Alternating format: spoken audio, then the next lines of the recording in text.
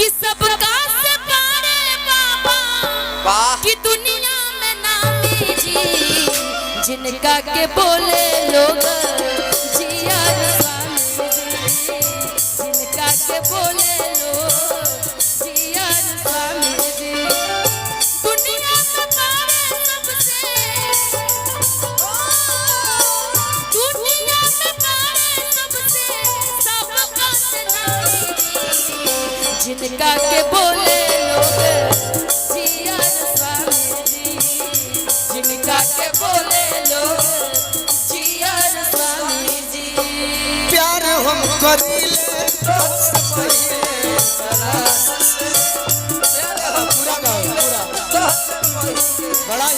बड़ा आपने सुंदर लाइन बनाया है गुरु जी के लिए, इसको पूरा करो।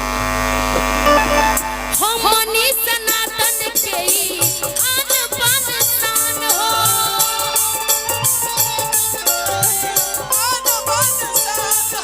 हमनी सनातन के ही आन बान शान हो सुन पर वचन उनके आई जला जान हो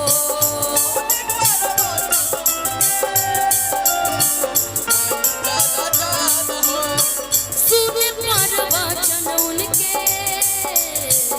आई जला जान हो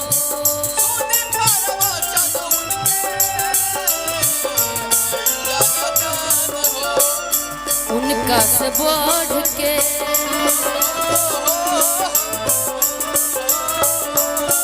उनका से बढ़ के कोई उनका से बढ़ के कोई बात नहीं जिनका के कहे सबे जिया स्वामी जी जिनका के कहे सबे जिया स्वामी जी दुनिया में पारे सबसे दुनिया में पारे सबसे दुनिया में पारे सबसे सबका से नामी जिनका के कहे सबे जिया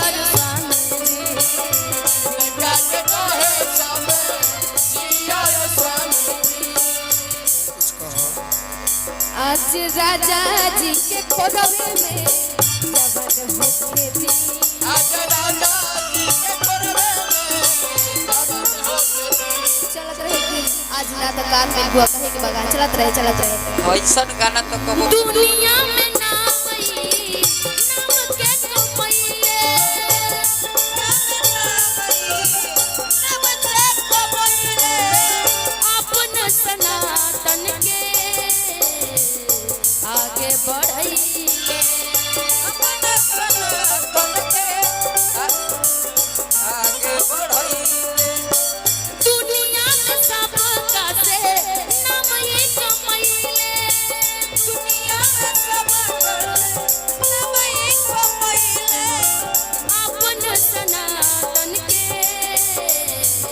आगे बढ़ाइले अपने सनातन के आगे बढ़ाइए महिमा के इनकर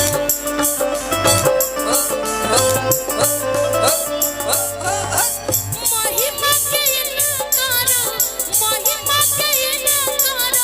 कितना बखानी जी जिनका के कहे लोगवा जिया स्वामी जी जिनका के कहे लोगवा जिया स्वामी जी जिनका के कहे